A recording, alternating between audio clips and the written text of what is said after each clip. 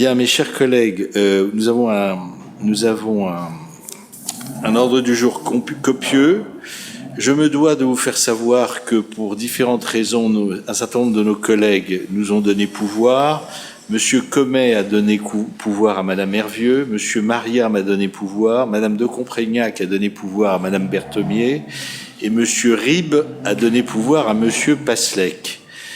Si vous l'acceptez, je vous propose, par un murmure d'approbation, de faire voter la désignation du secrétaire de séance, Madame Devara, et du secrétaire auxiliaire, Monsieur Riwal, qui est derrière nous et qui va avoir tout seul la charge de assurer le bon fonctionnement et le relevé des votes de cet ordre du jour, qui comprend 35 points. Je fais voter la procédure d'urgence puisqu'un certain nombre de délibérations nous sont parvenues avec retard, mais comme c'est un gros conseil et que la séance du secrétariat du Conseil de Paris a été un peu impactée par les élections comme nous l'avons été tous, donc je pense que chacun est d'accord pour faire voter la procédure d'urgence qui concerne 4 projets. Un projet DVD soutien aux initiatives des associations vélo dans le cadre du budget participatif, subvention d'investissement à 10 associations et conventions associées. Alors, on n'est pas véritablement concerné par cette délibération. Mais on va quand même la voter rapidement, puisque tous les conseils d'arrondissement ont été saisis. Ensuite, on a trois délibérations DJS qui seront rapportées par Madame Bocan au titre de l'urgence.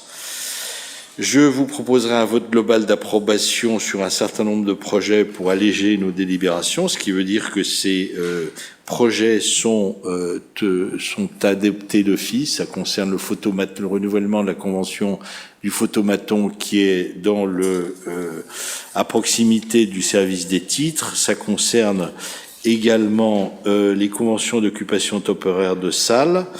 Et puis la convention relative à l'organisation de la restauration scolaire dans les collèges. Mais là encore, nous n'étions pas concernés, puisque le collège Jacques Prévert, depuis maintenant 20 ou 25 ans, a sa restauration scolaire assumée directement par la Caisse des écoles du 6e arrondissement. Et puis 2 petites délibérations qui n'ont que peu d'intérêt. Et puis ensuite, nous aurons le vœu émis par le Conseil du quartier Saint-Placide, le vœu émis proposé par Madame Hervieux pour un hommage et la réponse à la question orale posée par Madame Kiss. Je vous propose de voter l'extrait des délibérations de notre dernière séance du mardi 17 mai 2022, qui ne prend pas part au vote, qui s'abstient, qui vote contre, qui vote pour. Je vous remercie. Nous allons entamer l'adoption et l'examen de notre ordre du jour, et je vais, en l'absence de Monsieur Maria, rapporter sur le budget supplémentaire 2022.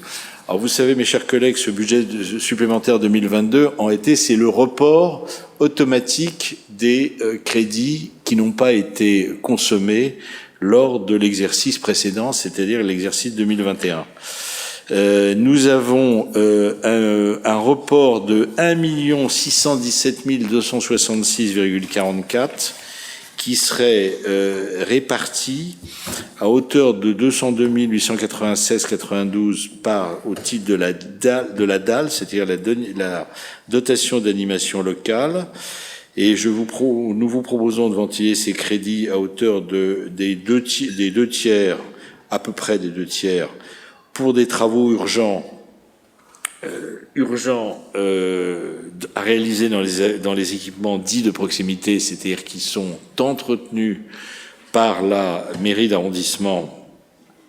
Je pense aux écoles, je pense aux crèches, alors que les grands équipements tels que les piscines et les gymnases sont entretenus directement par le budget de la mairie de Paris. 35 446 au titre de l'animation locale et culturelle. Sur ces 35 446, environ 30 000 euros sont des restes à réaliser de 2021, et il nous reste effectivement un ballon, c'est-à-dire un solde pour financer éventuellement d'autres choses à hauteur de 5 165 euros. Et d'ailleurs, à l'issue de ce vote, les conseils de quartier disposent, alors Monsieur Comet n'est pas là, mais on lui rappellera, on lui fera savoir, d'une enveloppe de fonctionnement de 59 618,76 €. Ça, c'est le budget primitif augmenté du budget supplémentaire, donc près de 60 000 € en fonctionnement. La dotation de gestion locale, on y ajoute 1 150 305 €. Il y a 1 million qui sont pour le paiement de restes à réaliser. Et ensuite, il y a un abondement de 38 905 € qui a été obtenu sur la DGL afin de commencer à faire face à l'augmentation des coûts qui, malheureusement, concernera un certain nombre de prestations. C'est le cas du secteur public, comme bien évidemment du secteur privé ou du budget des ménages, des différents ménages, des différentes catégories sociales des Français. Enfin, la dotation d'investissement, le budget supplémentaire est de 1 264 063, sur lequel il y a 100 000 € en gros pour des travaux au titre de l'investissement qui pourraient être financés les équipements de proximité, et il y a 141 340,96 € au titre des conseils de quartier.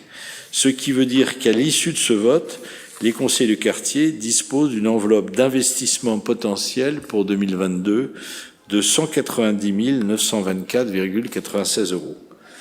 Donc, en gros, vous voyez, en gros, 60 000 € en fonctionnement. Si les chiffres sont bien exacts, j'espère qu'ils le sont bien. Je pense, mais on revérifiera. Il faut toujours se méfier de tout. Et 190 000 € pour l'investissement. 190 000 € pour 6 conseils de quartier, vous voyez, ça fait à peu près 30 000 € par conseil de quartier. Alors après, la réalité n'est pas toujours la même, puisque vous avez pu, en fonction de vos délibérations successives, consommer plus ou moins. Donc, je pense que ça sera intéressant de reparler de tout ça. On en reparlera d'ailleurs, finalement, vous en reparlez dans vos conseils de quartier. On en reparlera peut-être hors conseil d'arrondissement. Voilà, mes chers collègues, ce que je vous propose de voter. Mais je crois que le doigt de Madame Hervieux s'est levé. Merci, Monsieur le maire. Rapidement, simplement, donc pour confirmer, la ventilation donc de cette dotation supplémentaire va être répartie équitablement, que ce soit sur l'investissement ou le fonctionnement, dans les 6 conseils de quartier, quel que soit leur niveau de dépense. Alors attendez, non, c'est pas réparti automatiquement. Enfin si, le budget supplémentaire, il y a des budgets, il y a une dotation initiale au titre de 2022, et là c'est l'argent qui n'a pas été consommé pour chaque conseil de quartier. Donc il vient s'ajouter, mais si vous voulez, le résultat, là c'est des chiffres globaux que je vous ai donnés. Après on peut pas, on est bien obligé de tenir compte de l'activité des conseils de quartier.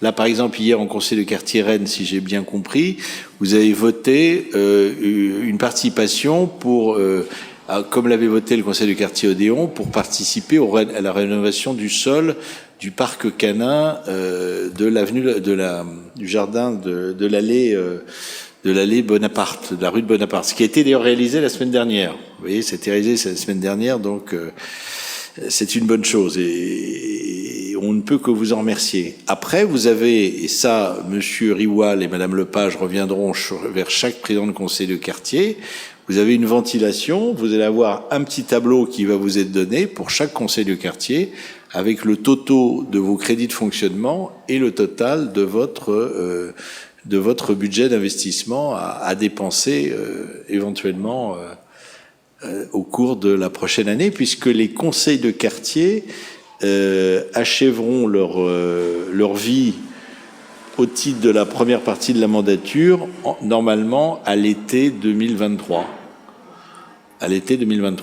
Et nous aurons une nouvelle période d'élection, sans doute à l'été ou en septembre 2023, pour la deuxième partie de la mandature. Ouais, c'est le règlement, car les conseils de quartier sont élus pour 3 ans. À une époque, ils étaient élus pour 2 ans, ce qui était quand même très très court. Maintenant, ils sont élus pour 3 ans, donc ils sont soumis à réélection à la mi-mandature.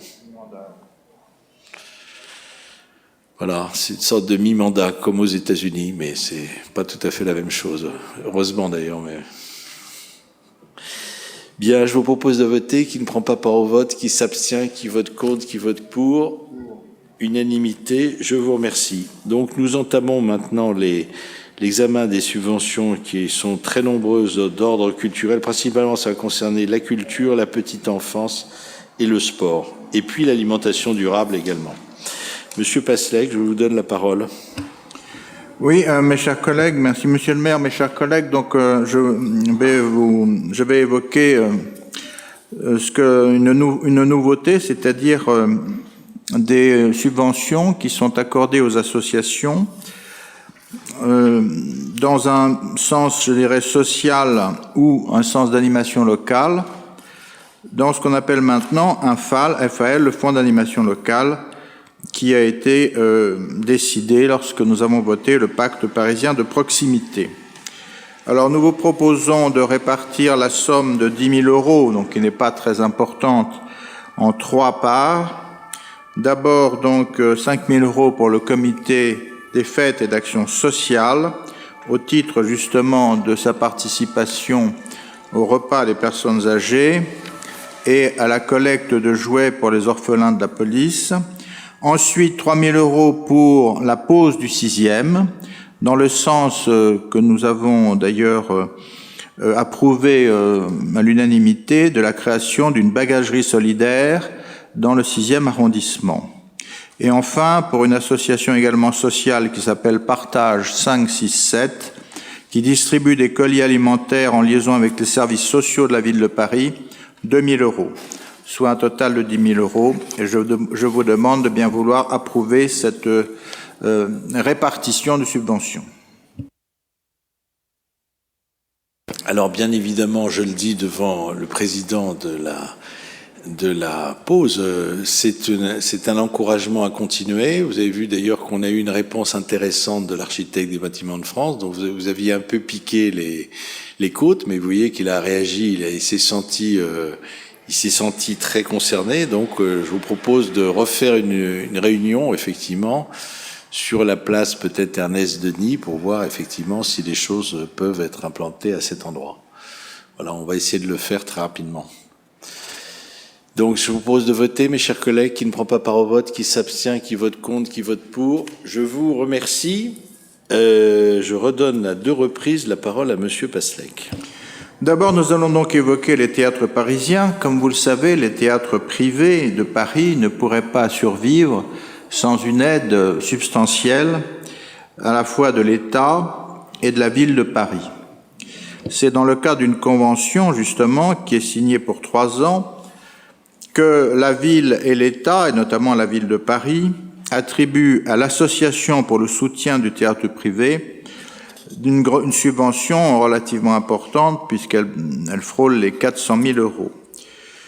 Dans le cadre de cette aide au théâtre privé, nous sommes concernés pour le théâtre du Lucernaire, car ces subventions ont pour objet de financer des travaux de mise aux normes de sécurité dans les théâtres. Et alors, pour le théâtre Lucernaire, il s'agira de travaux de sécurité incendie, de ventilation, de signalétique et d'éclairage de sécurité. Donc, dans ce cadre, la ville de Paris, via l'association de soutien au théâtre privé, accorde une subvention de 4 911 euros. Et je vous demande de bien vouloir voter cette subvention. Collègues, y a-t-il des demandes d'intervention? Il n'y en a pas, je vous propose de voter. Qui ne prend pas part au vote, qui s'abstient, qui vote contre, qui vote pour. Je vous remercie, c'est adopté. Monsieur Passlec. Un autre domaine culturel, c'est-à-dire la photo. Il s'agit d'une subvention qui serait accordée à l'association Photo Saint-Germain-des-Prés. Comme vous le savez sans doute, chaque année au mois de novembre, cette association intervient dans le 6e arrondissement pour proposer des animations, des expositions, etc. autour de la photo. Alors, en ce qui me concerne, je ne voterai pas cette subvention et je vais vous expliquer les raisons. La première raison, c'est qu'il faudrait d'abord que cette association Photo Saint-Germain-des-Prés modifie son objet social puisqu'elle ne concerne plus Saint-Germain-des-Prés. Que je sache, il ne se trouve pas ni dans le 5e ni dans le 7e, premièrement. Deuxième raison, il va y avoir aussi un télescopage avec un autre événement lié au parcours Saint-Germain, que vous connaissez, qui est lié au comité Saint-Germain-des-Prés, qui a un projet de photo également du 18 au 28 octobre. Deuxième raison. Troisième raison est beaucoup plus importante. C'est que la situation financière de cette association est plus que préoccupante, puisqu'elle enregistre pour 2021 un déficit de plus de 25 000 €. Alors ce déficit, en réalité, est provoqué par les charges, dont la ville, dans son document, bien fait d'ailleurs, nous explique, mais sans s'en émouvoir d'autres mesures, que l'augmentation des produits ne compense pas les charges en très forte hausse. 160% d'augmentation des charges. Ces charges qui concernent essentiellement l'équipe, par exemple, rien que pour la direction, 20 000 €, donc pour l'équipe dans sa totalité, près de 50 000 €, l'administration, 7 000 €, etc., etc. Donc, comme moi, je n'ai pas envie de terminer en cours de discipline budgétaire et je suis comptable des deniers publics, je ne voterai pas cette subvention. Mais bien évidemment, je vous laisse toute liberté pour la voter. Je vous remercie. Oui, et pour compléter ce que dit un peu Olivier Passlec, il y a un peu une dérive dans cette association. En réalité, pour tout vous dire, nous l'avions aidé au départ. Nous l'avions aidé et j'avais même été un des premiers à l'aider un petit peu. C'était deux personnes sympathiques, mais c'était même un triumvirat. Puis je crois d'ailleurs que les choses se sont gâtées entre les différentes animatrices. Il y en a une qui est partie, mais bon, ça c'est la vie d'une association. Mais surtout, elles ont étendu leur domaine d'activité, bon, ce qui n'est pas vraiment choquant, mais en faisant plus du tout allusion à l'aide que nous leur avions apportée. Donc, c'est aussi leur droit. Mais à partir de ce moment-là, on regarde un peu ce qui se passe et on regarde les comptes. On voit d'ailleurs que là, également, elles ont été tendre la main. Alors c'est vrai que c'est un peu la mode en ce moment, à la région Île-de-France. Elles ont obtenu une subvention de la région Île-de-France dont les ressources sont aussi limitées. Moi, je suis très content quand la région Île-de-France vient aider au financement du marché de la poésie, qui était quand même une très belle manifestation, qui reçoit une subvention de la mairie de Paris et une subvention de la région Île-de-France. Mais là, une association aussi rapide, qui s'est créée aussi rapidement, recevoir deux subventions importantes, je trouve ça un petit peu choquant. D'autant plus que, comme Olivier Passlec l'a dit, quand on regarde les comptes, on se dit que c'est peut-être ce qui arrive dans un certain nombre d'associations. Malheureusement, il y a une sorte de tentation des dirigeants, des animateurs, à vivre un peu sur l'association. Ça, c'est un peu embêtant. Donc, moi, je m'abstiendrai sur cette délibération et je pense qu'il faut qu'on fasse remonter à la ville. D'ailleurs, je pense qu'on fera un courrier à la ville quand même pour attirer son attention. C'est l'intérêt de la ville de Paris, d'ailleurs. C'est l'intérêt de la ville de Paris parce que maintenant, on est tous soumis à des contrôles. On peut avoir un contrôle de la Chambre régionale des comptes et de la même façon que quand nous sommes amenés à maintenant percevoir des comportements inappropriés, il faut maintenant faire des saisines du procureur de la République à titre conservatoire.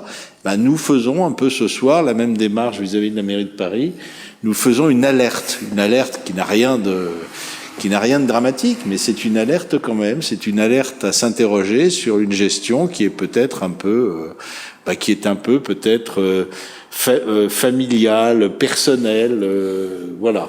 Surtout qu'on a connu dans le passé des dérives comme ça, donc nous ne voulons surtout pas en reconnaître. Voilà, mes chers collègues, mais je vous laisse la totale liberté de vote. S'il n'y a pas d'autres prises de parole, je vous propose de voter. Alors, attention, qui ne prend pas part au vote ? Qui s'abstient? Qui vote alors attendez, c'est bon là? Tac, tac, tac, tac, tac. Oui, c'est bien pour ma montée. Voilà. Qui vote? Ça va être assez amusant le résultat. Qui vote contre? Qui vote pour? Alors je sais pas ce que ça donne ça. Ah oui, oui. Ah oui, c'est assez... Ça, vous me donnerez le résultat des courses. Là. Bon, après, c'est le Conseil de Paris qui a le dernier mot. Hein. Donc, c'est pour ça qu'on ne peut pas se... Donc, vous avez tous les votes, d'accord. Et puis, on va faire un petit courrier. On vous mettra... Et on vous tiendra informé, bien sûr. On écrira à Madame Basilis, qui est une excellente directrice d'affaires culturelles, pour attirer son attention là-dessus. Voilà, nous poursuivons nos travaux et je donne la parole à la première adjointe sur les associations historiques. Merci, Monsieur le maire, chers collègues. Oui, effectivement, nous connaissons tous la Société historique du 6e. Elle fait partie des 8 associations historiques avec lesquelles la ville de Paris conventionne. Et elles ont pour raison d'être l'étude, la transmission de l'histoire et du patrimoine des arrondissements. Pour ce qui nous concerne, il s'agit de la Société historique du 6e. Donc pour un montant de 3 500 €, un montant de subvention de 3 500 €. Donc je vous propose de donner l'autorisation à la maire de Paris de signer cette convention. S'il n'y a pas de prise de position, s'il n'y a pas de demande d'intervention, je propose de voter. Donc, qui ne prend pas part au vote, qui s'abstient, qui vote contre, qui vote pour, je vous remercie. La délibération est adoptée. Je donne maintenant la parole à Iris Berthomier qui va rapporter à 2 reprises, la première fois sur justement le marché de la poésie. Pardon.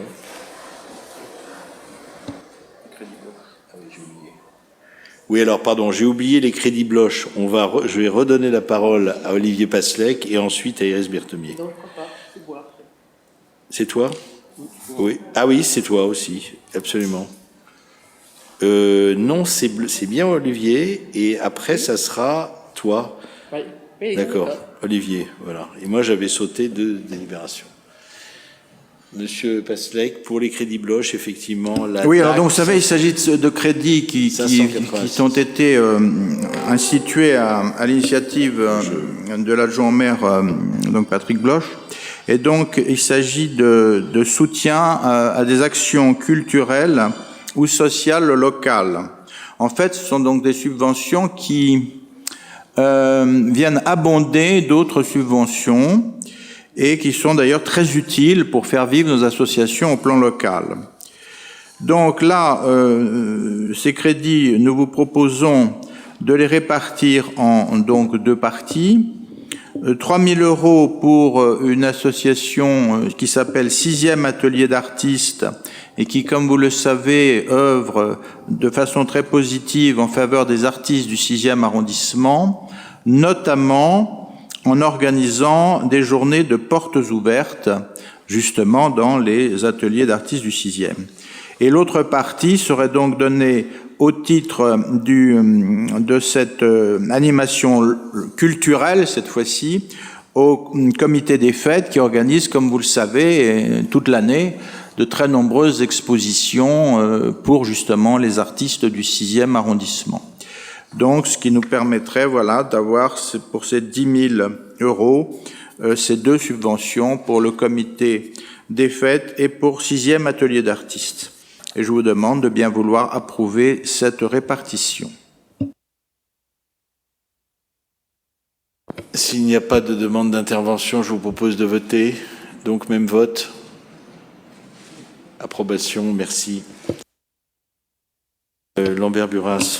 Merci, Monsieur le maire, chers collègues. Encore une fois, donc, dans le cadre de la politique menée par la ville de Paris pour promouvoir la littérature à l'attention des jeunes, tout au moins pour promouvoir des associations qui pratiquent cette sensibilisation à la littérature pour la jeunesse, il est proposé d'accorder une subvention à trois associations, dont l'une concerne le 6e arrondissement. Il s'agit de l'association Les Éditeurs Associés.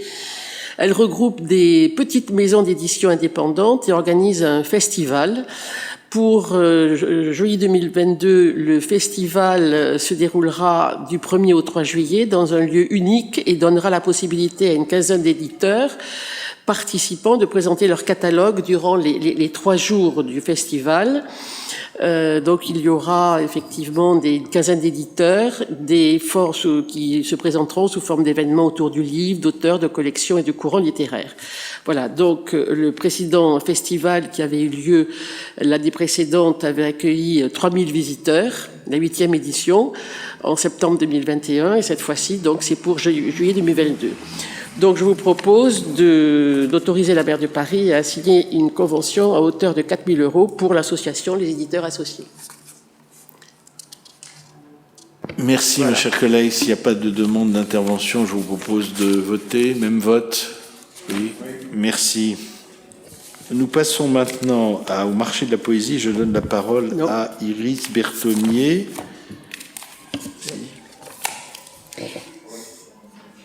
Alors, Monsieur le maire l'a évoqué tout à l'heure. Bonsoir à tous. Bonsoir, mesdames et messieurs. A eu lieu cette année sur la place Saint-Sulpice, comme les années précédentes, le marché de la poésie, qui est une manifestation gratuite qui propose des animations, donc une quarantaine d'animations autour de la poésie. Cette année, le thème était la pensée du poème, autour de la poésie luxembourgeoise.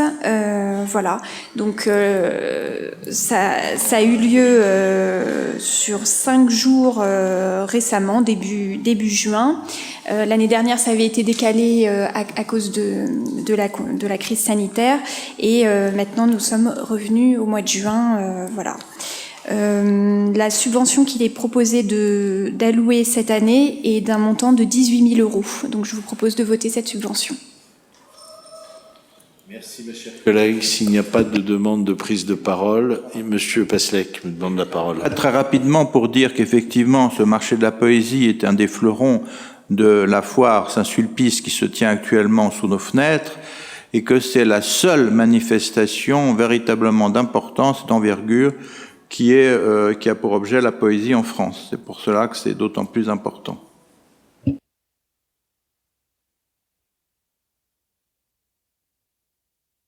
Même vote, je vous remercie. Approbation. Je redonne la parole à Iris Berthonnier, qui va rapporter maintenant sur une subvention d'Ève qui a trait à des actions d'accompagnement et de sensibilisation pour une alimentation durable. Merci, Monsieur le maire. Alors effectivement, au dernier conseil d'arrondissement, nous avions voté le plan alimentation durable 2022-2027, qui a depuis été adopté à l'unanimité au Conseil de Paris.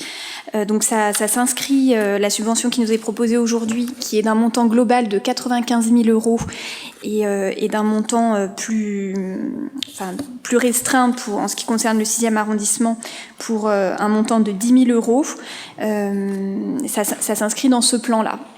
Donc, l'association qui intervient dans le 6e arrondissement s'appelle l'École comestible, et ce sont des projets de sensibilisation auprès des enfants dans les écoles. Donc, ce sont des ateliers pédagogiques, 6 ateliers par classe et par an, des ateliers culinaires autour de l'alimentation saine, locale, simple, bonne, comestible. Comestible, oui, et surtout accessible à tous. Voilà. Donc des petits ateliers avec les enfants. Donc voilà, un montant de 18 000 € pour cette association. Et je vous propose de voter favorablement. Y a-t-il de demande de prise de parole, Madame Hervieux? Oui, est-ce qu'on sait dans quels établissements ont été réalisés ces ateliers à ce jour? Non, et j'ai vu que le nombre d'établissements augmentait cette année. Mais à aucun endroit est indiqué le nom des écoles, malheureusement. Vous avez posé la question que je me posais tout à l'heure en lisant la délib. Effectivement, j'ai cherché une annexe, mais apparemment, on doit être concerné, mais je ne sais pas par laquelle. On va regarder. Est-ce qu'on a été concerné? Est-ce qu'on va l'être? Voilà, c'est un peu là. Donc, il faudrait vous rapprocher du cabinet je demande à Monsieur Godet de se rapprocher du cabinet de Madame Pulvar, qui est l'adjointe compétente. Une petite précision, il est indiqué. Et vous passerez l'information à tout le monde. Oui, Il y a 21 écoles bénéficiaires, donc je ne sais pas combien dans le 6e.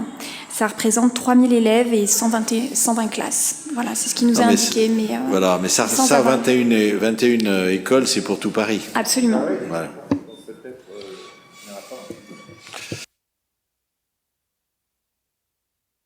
Chers collègues, donc je vous propose de voter. Qui ne prend pas part au vote, qui s'abstient, qui vote contre, qui vote pour. Parfait. Nous rentrons maintenant dans la petite enfance et je vais donc donner la parole à Madame Chantal Lambert-Buras. Merci, Monsieur le maire. Oui, comme chaque année, on rappelle que la Fondation La Croix-Saint-Simon, que vous connaissez tous, gère 27 établissements d'accueil de la petite enfance, ce qui représente un total de 1467 places. Le 6e, c'est respectivement 25, 30 et 40 places pour la halte garderie de Luxembourg, la crèche Bethléem rue Jean Bart et enfin la crèche Louis G rue Notre-Dame-des-Champs. Là aussi, moi aussi, j'ai essayé de trouver dans le dossier quel était le montant par crèche de subvention. J'ai cherché l'annexe 3 sans la trouver. Mais il s'agit d'un montant global de 1354 918 €. En fait, c'est 8 868 201 € pour l'ensemble des crèches, plus un forfait pour la crèche Fuligule, qui est située rue Nicolo dans le 16e, mais ça ne concerne pas. Donc, il nous est demandé de bien vouloir voter une subvention de 9 354 910 € pour l'ensemble des 27 établissements d'accueil de la petite enfance gérés par la Croix-Saint-Simon. 3 se trouve dans le 6e arrondissement, comme vous l'avez rappelé, ex-Bethléem, donc rue Jean Bart, la halte garderie du Luxembourg, qui a un statut bien particulier puisqu'elle est située dans l'enceinte du Sénat. C'est pas la crèche qui a été créée il y a 3 ans et qui à terme sera démontée, mais c'est la crèche, c'est l'halte garderie historique qui avait été créée par un de mes prédécesseurs, et qui est rentrée et qui était gérée de façon, j'allais dire, très artisanale à l'époque. Et puis la crèche Jay, qui a été créée rue Notre-Dame-des-Champs grâce à la fondation Cognac-Jay, Fondation Cognac-Jay, qui a réalisé une belle opération, qui a racheté des locaux à une congrégation et qui a installé, c'est une crèche, des locaux, ses propres bureaux, un centre d'accueil également pour les personnes qui ont malheureusement un cancer et qui, sortant de cette période difficile, ont besoin de récupérer, d'être entourés, etc. C'est une très bonne chose. Et puis il y a un immeuble de rapport qui donne sur le boulevard Raspail, qui a été construit, dans lequel il y a 2 personnalités éminentes dont je ne vous donnerai pas le nom. Voilà. Et puis, oui, 3 personnalités éminentes. Mes chers collègues, je vous propose de voter. Et puis, c'est une délibération qui sera portée, bien sûr, par Céline Hervieux au Conseil de Paris. Voilà. Donc là, on ne fait qu'allumer le feu. Mais là, on n'allume pas le feu, puisque la Fondation Croix de la Saint-Simon, c'est vraiment une très belle maison. Donc, je vous propose de voter. Qui ne prend pas part au vote, qui s'abstient, qui vote contre, qui vote pour. Je vous remercie. Alors maintenant, on va rajeunir, grâce à la première adjointe, on va rajeunir quasiment de 25 ans en nous replongeant dans le domaine privé cher à monsieur Alain Juppé. Tiens, c'est bizarre, ça rime. Mais c'est assez modeste ce que vous allez nous proposer. Oui, merci Monsieur le maire. C'est vrai qu'il était un temps où j'étais un peu agent immobilier au conseil d'arrondissement. Donc là, maintenant, les ventes ont été réalisées et donc il ne reste plus grand-chose. Donc, hormis là, on se trouve au 22-24 Jacob. Hormis les lots à usage commercial qui ont été confiés à la gestion de la CEMA-Est, il reste un lot numéro 6 qui est un dernier petit lot dans cette copropriété. Et ce petit lot correspond à une salle d'eau d'une surface de 2,90 mètres carrés. Et cette salle d'eau bénéficie avec le numéro 5 voisin de partie commune spéciale de 4,70 mètres carrés. Alors, je ne vais pas rentrer dans tout l'historique de cette copropriété. Je ne vais pas vous raconter toute l'histoire, mais à ce jour, le propriétaire du lot numéro 5 a proposé d'acheter ce lot numéro 6 pour 30 000 €.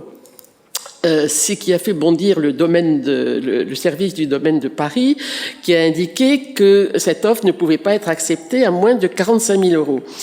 En effet, depuis la loi Elan, les parties communes de la propriété la partie commune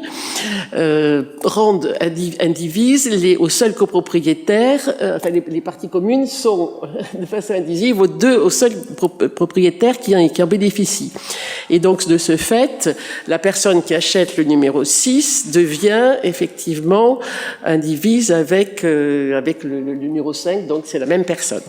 Donc il est proposé de vendre cet appartement, cette salle d'eau, à hauteur de 45 000 euros. Je ne sais pas si j'ai été très claire, mais effectivement, c'est un numéro 5. C'est des délibérations très techniques. Bon, la loi Elan, qui est une nouvelle loi, malheureusement prise par l'ancien gouvernement, ce qui a eu comme conséquence beaucoup plus grave, c'est de diminuer le nombre de logements de 100 000 construits en France et de freiner, si vous voulez, freiner la construction immobilière, a des effets également sur le domaine privé. Enfin bon, là on voit qu'on cède quasiment 3 mètres carrés à 45 000 euros.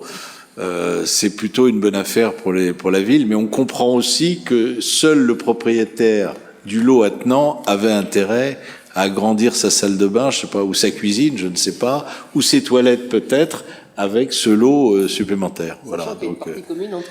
Sachant qu'il y a une partie commune entre les deux. Voilà. Donc je vous propose d'adopter cette délibération, si vous êtes d'accord. Qui ne prend pas part au vote, qui s'abstient, qui vote contre, qui vote pour. Je vous remercie et je redonne la parole à Chantal Lambert-Buras pour une deuxième délibération. Alors nous sommes de rue des Beaux-Arts. Donc là, la ville de Paris reste propriétaire de 4 lots libres d'occupation. Il s'agit d'un lot numéro 14 qui est en fait un débarras d'1,20 mètre carré, bien qu'au 5e étage avec ascenseur sans électricité.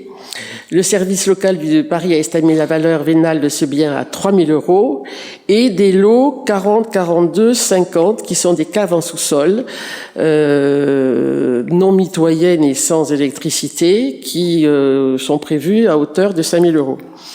Alors, le lot numéro 4 a trouvé un mieux-disant et à 15 000 euros. Quant au lot 40, 42, 50, ils n'ont pas trouvé d'acquéreur, donc ils vont être vendus par adjudication publique. Donc il s'agit des caves. Voilà.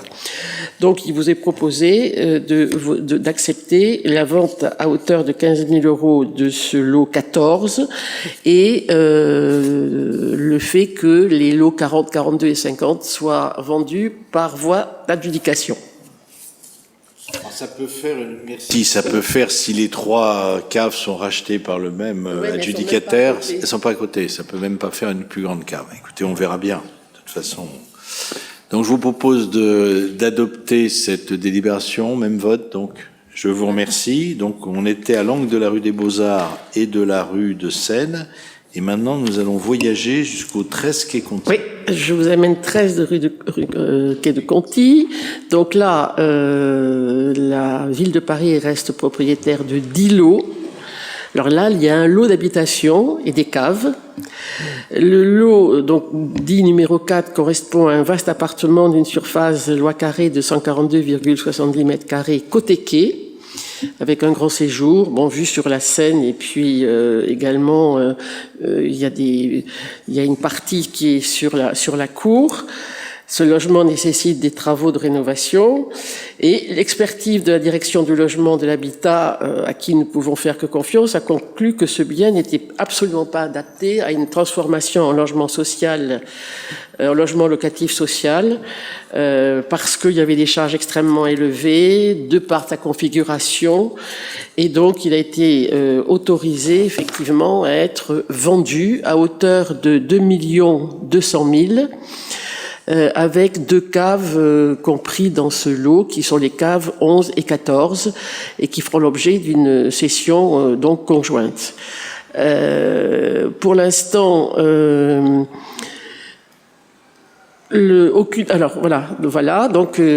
proposé à la vente. Et par ailleurs, pour les autres lots qui sont encore des caves, là, il n'y a pas eu de proposition, donc aucune offre d'acquisition n'a été formulée. Donc on propose également une cession par voie d'adjudication.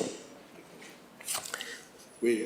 Voilà. Et donc, il n'y a rien pour... Oui. Alors, effectivement, vous avez raison de rappeler que j'avais obtenu de la ville, il y a quelques années, qu'on ne vende plus systématiquement le domaine privé au motif que ça faisait augmenter les prix. Oui, dans le 6e arrondissement, car on a eu une hausse très forte des prix entre 2005 et 2015, et il se trouvait que souvent la vente de biens appartenant à la ville de Paris avait tendance ensuite à inflater les niveaux de prix. Donc on avait réussi à obtenir d'ailleurs Monsieur Brossat le fait qu'effectivement on puisse conserver dans le domaine social un certain nombre de ces biens, sauf quand leur caractère exceptionnel, et c'est le cas ici puisqu'on a 13 quai Conti, le caractère exceptionnel du lot, et j'en ai visité certains, des très très grands appartements, très haut de plafond, un peu comme, enfin moins haut que cette pièce quand même bien sûr, mais très haut de plafond, avec assez mal fichu, si vous voulez, avec des pièces compliquées, des cuisines petites, des lots, enfin qui devaient donc soit mis à la vente, ça va être le cas de ce lot, et fasse éventuellement l'objet de travaux considérables de remise en état. La ville ayant d'ailleurs examiné si certains de ces lots pouvaient être coupés en 2 ou 3. Mais là, c'était pas possible pour les raisons que je vous ai indiquées, les raisons de réseau. En revanche, on a obtenu effectivement le maintien dans le patrimoine de la ville de Paris d'un certain nombre d'appartements, notamment situés rue Bonaparte, où il y avait des grands appartements et où ils ont été conservés dans le domaine de la ville, et ils ont même été cédés en général à Aximo, qui est une filiale foncière de Paris Habitat, qui a conservé ces appartements, et on a eu l'occasion, alors assez peu, mais de passer un certain nombre d'entre eux en commission d'attribution au cours des 3 dernières années. Voilà, donc je vous propose, alors il est possible, ça serait intéressant de savoir, ça ce genre de sort, il va partir peut-être, là il est à 2 200 000, on sait pas il y a combien de mètres carrés? À 142 et 142 70. 142 mètres carrés. Si quai Conti, vous avez une vision sur la Seine, ça peut partir à 25, voire 30. Après, compte tenu du fait qu'il y a sans doute beaucoup de travaux à faire. Oui, je pense. Voilà, mes chers collègues, je vous propose de voter. Qui ne prend pas part au vote, qui s'abstient, qui vote contre, qui vote pour. Je vous remercie et nous poursuivons nos travaux. Nous avons maintenant 2 délibérations qui ont trait à des parkings. Je donne la parole à Monsieur Flaubert. Parc de stationnement Odéon et André Honorat. Merci Monsieur le maire, mes chers collègues, bonsoir. Donc le premier point, le point numéro 17, qui a trait au parc de stationnement Odéon et André Honorat. Donc le parc Odéon, c'est le parc école de médecine qu'on connaît tous et qui donc se situe, on va dire, à l'angle Hautefeuille, rue de l'École de Médecine, place Henri Mondor, qui s'appelle maintenant Odéon. Et le parking André Honorat, alors on le voit moins, le parking André Honorat, on voit pas forcément où c'est en haut de la rue Auguste Comte, pratiquement à l'École des Mines et au jardin du Luxembourg. Voilà, ce parking, on le connaît peut-être aussi moins parce que c'est un parking des amodiataires, c'est-à-dire en réalité des gens qui sont on va dire propriétaire sur un certain nombre d'années de ce parking. Donc les concessions arrivent à échéance et donc la mairie de Paris nous demande notre position sur les conventions de concession. Donc on va pas tout expliquer, le dossier est assez volumineux, 2-3 éléments peut-être tout de même parce que c'est quand même important. Des travaux sont imposés aux futurs exploitants, notamment des travaux de cuvelage pour le parking Odéon, pour éviter les exors. Alors certains considèrent effectivement que les rejets, c'est mieux de faire du cuvelage. D'autres disent qu'au contraire, les cuvelages entraînent des inondations. Bon, mais a priori, la position actuelle, c'est de créer des cuvelages complémentaires, des travaux d'amélioration, notamment des ascenseurs. J'avais eu l'occasion, lors d'un précédent conseil, de trouver que la gestion des parkings de la ville n'était pas forcément excellent, notamment avec des ascenseurs souvent en panne, des portes cassées, déplacés, des odeurs d'urine, une gestion qui n'est pas exceptionnelle. Alors il se trouve que pour avoir utilisé un certain nombre de parkings de l'arrondissement, on va dire la société qui doit être à laquelle doit être attribuée ces concessions, c'est la société Indigo, c'est celle qui exploite d'ailleurs le parking Saint-Michel, ou le parking dont je parlais à l'époque était le parking boulevard du Montparnasse. Bon, en espérant que la qualité de service augmente, parce que quand on lit toutes ces pièces, on se rend compte que la ville demande des rentrées et évidemment a besoin de fonds, et on voit les montants annuels qui sont versés, et on voit surtout les prix, le tarif pour les utilisateurs, parce qu'il y a encore des gens qui ont des voitures dans le 6e, voilà, qui sont quand même relativement prohibitifs. Bon, donc on voit d'ailleurs dans les grilles l'évolution du prix à l'heure, puisque on est maintenant grosso modo à 4,60 € de l'heure, c'est-à-dire 41,40 par jour, presque, plus de 40 € par jour. On a des redevances annuelles qui sont indiquées également. Bon, donc je pense qu'on peut autoriser effectivement Madame la maire de Paris à voter ses contrats avec Indigo. Donc notez que d'une part des travaux vont être réalisés, ce qui est positif, notamment création d'un ascenseur, remise en peinture. Bon, moi je trouve qu'il n'y a pas assez d'humains dans ces parkings et que la présence humaine a été réduite de plus en plus, et qu'aujourd'hui on a de moins en moins d'humains. Il y a d'ailleurs plus personne dans le parking Saint-Sulpice. Il y a d'ailleurs plus personne physiquement, je veux dire. Ils ont supprimé, on n'a plus personne. Ça, je le trouve un peu dommage. Mais enfin, c'est comme ça. C'est un peu peut-être la voie dans beaucoup de. On peut l'espérer. On peut l'espérer. Ben oui, mais les gens ont parfois besoin, notamment des gens âgés, ont parfois besoin de renseignements. Voilà. Donc je propose d'autoriser Madame la maire de Paris à voter ces conventions de concession pour le parking Odéon et le parking André Honora pour la société Indigo. Merci. Bien. Et y a-t-il des demandes d'intervention? Il n'y en a pas. En réalité, d'ailleurs, si vous avez suivi les choses, c'était la SAMS sur Odéon, qui avait d'ailleurs fait un travail absolument considérable, puisqu'il y avait eu une fuite, il y avait eu justement une inondation en creusant, le parking avait été inondé. C'était une affaire très très compliquée, très longue. Il est plutôt en bon état, mais tout ce qu'on peut faire de mieux, c'est bien. Et André Honora, c'est effectivement un parking, comme M. Flaubert l'a dit, très ancien et qui avait manifestement besoin d'être sérieusement rénové. Et après, on a maintenant souvent dans ces parkings des véhicules électriques, des emplacements pour motos, etc., ce qui est plutôt une bonne chose. Et même si les tarifs sont élevés, comme le stationnement payant maintenant est très cher à l'extérieur, et qu'on risque, et souvent on peut avoir sa voiture fracturée, abîmée, etc. Finalement, l'utilisation des parcs souterrains est pas forcément une chose si désagréable que ça. Donc je vous propose de voter. Qui ne prend pas part au vote, qui s'abstient, qui vote contre, qui vote pour. Je vous remercie. Je redonne la parole à Monsieur Flaubert sur un autre parking. Merci Monsieur le maire. Mes chers collègues, donc le second point dont j'ai la charge, le point numéro 18, donc également un sujet de parking. Là, on est sur le parking Saint-Germain-des-Prés, que là aussi on connaît tous, qui est le parking qui se situe au niveau de Ralph Lauren, LIP. Alors là, c'est un petit peu différent. On va dire, on autorise Madame la maire de Paris à réfléchir pour une nouvelle délégation de service public, en ce sens qu'il y a une partie du parking qui n'est plus utilisée, puisqu'il y avait un parking qui était un garage, ce garage qui n'a plus donc d'exploitation, et donc on autorise Madame la maire de Paris à démarrer les études pour on va dire attribuer une nouvelle délégation de service public pour cette partie garage, à voir ce qui peut être réalisé dans cette partie, c'est-à-dire d'autres abonnements, des amodiations ou éventuellement autre chose, avec bien évidemment, et nous on y est favorable, la création de places de recharge de véhicules électriques et la création de places pour vélos, parce qu'évidemment c'est important aussi de pouvoir garer son vélo ou électrique, pourquoi pas, en sous-sol. Voilà, donc on est également d'accord, et à titre personnel, je peux vous proposer d'approuver ce point numéro 18. Merci. Donc même vote.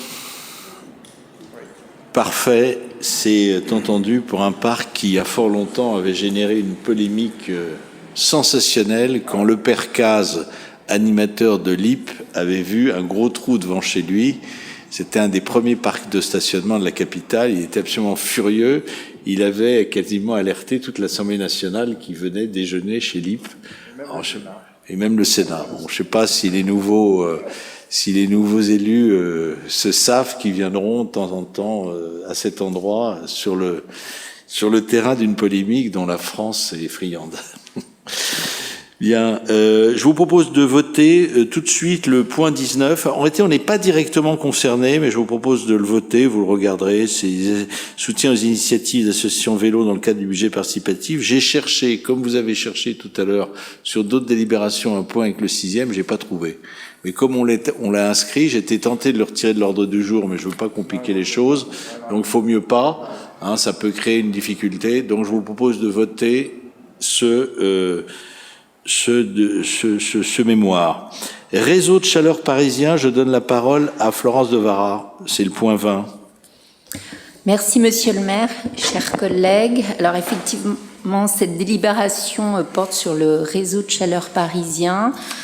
Alors, dans le cadre du plan climat-air-énergie, la ville s'engage à accélérer le verdissement du réseau de chaleur urbain, à accroître le nombre de ses clients et à abandonner les sources fossiles, c'est-à-dire charbon, gaz, fuel, au profit d'énergies renouvelables, c'est-à-dire déchets, biomasse, récupération de chaleur, permettant de faire fonctionner ce réseau de chaleur. Il cherche donc à prioriser, la ville cherche à prioriser le développement de son réseau.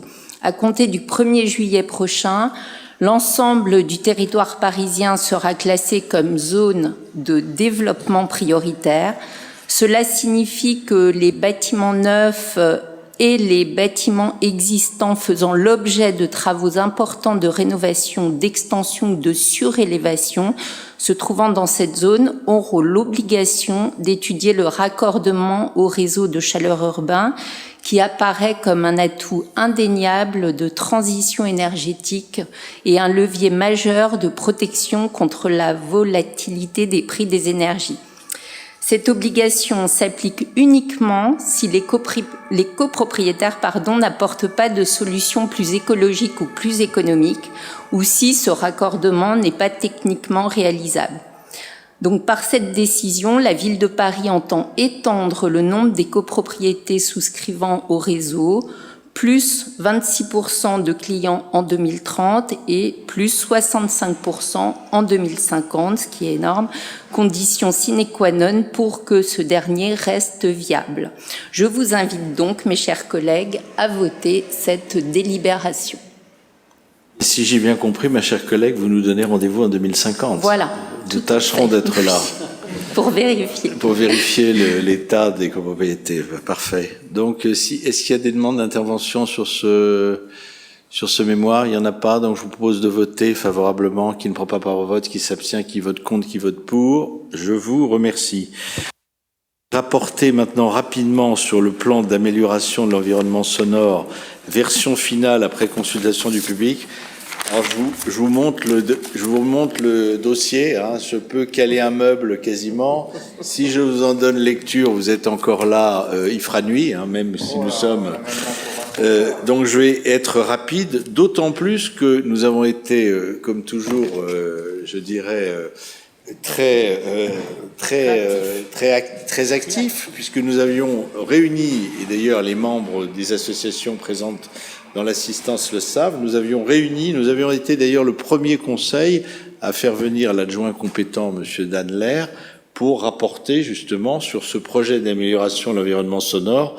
C'est le 16 novembre 2021 que nous l'avions accueilli et que nous avions effectivement examiné, débattu, échangé sur ce nouveau plan d'amélioration de la lutte contre le bruit qui revient en général tous les 5 ou 6 ans dans la capitale. Alors c'est bien sûr un enjeu très fort, et je vous citerai simplement quelques phrases qui montrent l'importance de cette nuisance. On nous a beaucoup parlé de la qualité de l'air, et c'est vrai que la qualité de l'air c'est très important, mais le bruit, la nuisance sonore, c'est quelque chose de considérable. Et d'ailleurs, nous avons un certain nombre de grandes artères dans le 6e arrondissement. Je pense notamment au quai de Seine, au boulevard Saint-Germain et encore plus au boulevard du Montparnasse, et nous sommes véritablement l'objet de bruits excessivement forts. Et vous le savez, je l'avais déjà rappelé, les cortèges ministériels, les ambulances, les voitures de police, les véhicules de pompiers sont malheureusement, font un usage, à mon avis, excessif de leurs avertisseurs sonores. Et je souhaite que toutes ces institutions, d'ailleurs, utilisent des avertisseurs sonores, maintenant nouvelle génération, qui sont des avertisseurs sonores dits nuit, qui sont beaucoup plus efficaces, avec une sirène beaucoup plus adoucie, alors qu'on a véritablement le sentiment que certains conducteurs d'ambulance ça fait partie vraiment, ça leur provoque peut-être une certaine jouissance, peut-être, d'être à fond sur leur avertisseur, notamment quand il leur arrive d'être bloqués dans des embouteillages. Et ça, c'est véritablement insupportable. Alors certes, c'est destiné à faire bouger le véhicule qui est devant, mais quand vous êtes dans un véritable bouchon, ça ne sert à rien d'appuyer à fond et que les véhicules de devant ne peuvent pas se dégager. Mais enfin bon, on aura l'occasion d'en reparler, on a l'occasion de le redire, on le redit à chaque capitaine de pompiers, mais comme les capitaines de pompiers changent plus rapidement que les commissaires de police, maintenant on a du mal, et ils viennent de rechanger, on leur redit d'ailleurs d'éviter de sortir à toute vitesse sur l'arrière de la rue Madame et de klaxonner sur tout un environnement calme. Quand on arrive sur la rue de Rennes, c'est normal. Mais effectivement, avant, ça n'a aucun caractère normal. Et on pourrait multiplier les exemples de cette nature. Donc, dans un rapport paru en novembre 2021, l'Observatoire régional de la santé et Bruit Paris, qui sont deux organismes qui sont aussi bien suivis, consultés, subventionnés par la région, la mairie de Paris, ou la métropole, estiment que le coût social du bruit du transport en Île-de-France s'élève à 26 milliards d'euros par an. 26 milliards d'euros, dont 18 milliards pour le bruit routier, c'est vrai. Et celui du bruit de voisinage à 10 milliards d'euros. Beaucoup plus difficile, bien sûr, à combattre. C'est clair que les gens qui ont passé leur confinement chez eux cernés par des voisins, ou plutôt par des entreprises qui faisaient des travaux pour le compte de certains voisins, ont su ce que cela pouvait représenter. Ces coûts correspondent très majoritairement, à hauteur de 86%, aux impacts sanitaires du bruit. En premier lieu, la gêne et les troubles du sommeil. Et on estime effectivement que c'est maintenant un élément majeur. Et de la même façon que une mauvaise qualité de l'air peut impacter la santé des gens, un environnement sonore très dégradé peut impacter également très durablement et représenter une diminution de l'espérance de vie. C'est vrai, le bruit, c'est aussi un peu des contraintes de la vie en société, de la vie en ville. Il est clair que quand on réside dans la campagne, alors on se plaint du bruit du clocher, du bruit du coq, du bruit des chiens, du bruit de la moissonneuse-batteuse, etc. On peut se plaindre de tout. Mais en tout cas, le bruit en ville est beaucoup plus prégnant.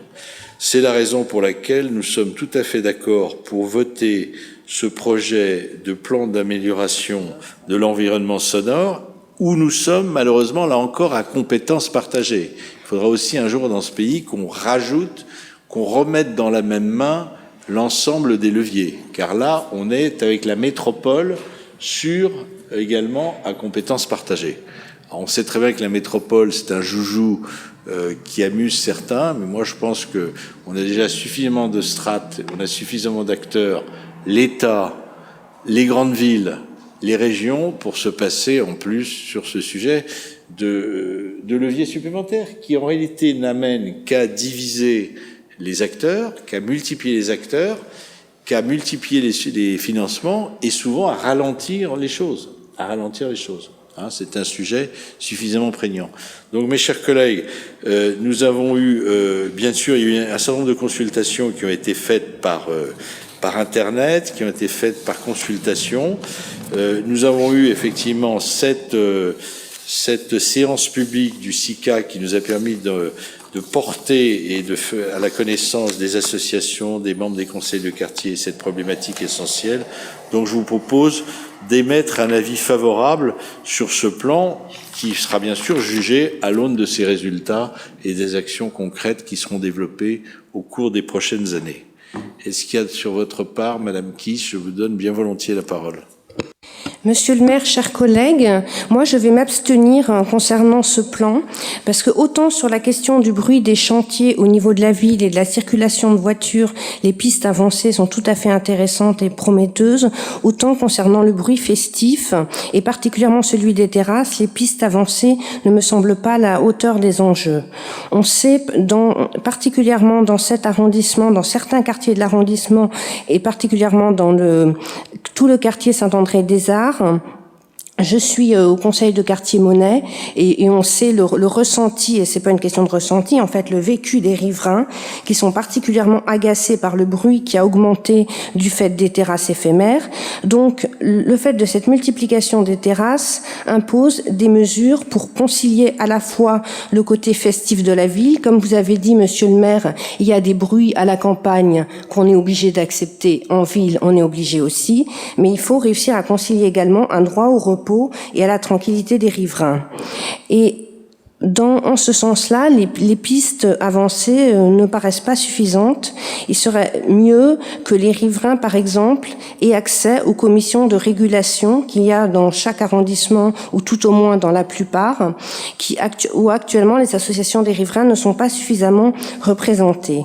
Et j'ajouterais que le groupe écologiste à la ville de Paris a émis un vœu en ce sens pour demander par exemple, de déployer des capteurs méduses dans les rues où les terrasses estivales sont les plus nombreuses, pour demander également que ça soit au maire d'arrondissement qui est l'arbitrage final, après consultation de la commission de régulation de l'espace public, qu'il y ait également moins d'opacité, et plus de communication, par exemple, il serait intéressant d'avoir le nombre d'effectifs de police municipale qui sont disponibles dans chaque arrondissement entre 22h et minuit.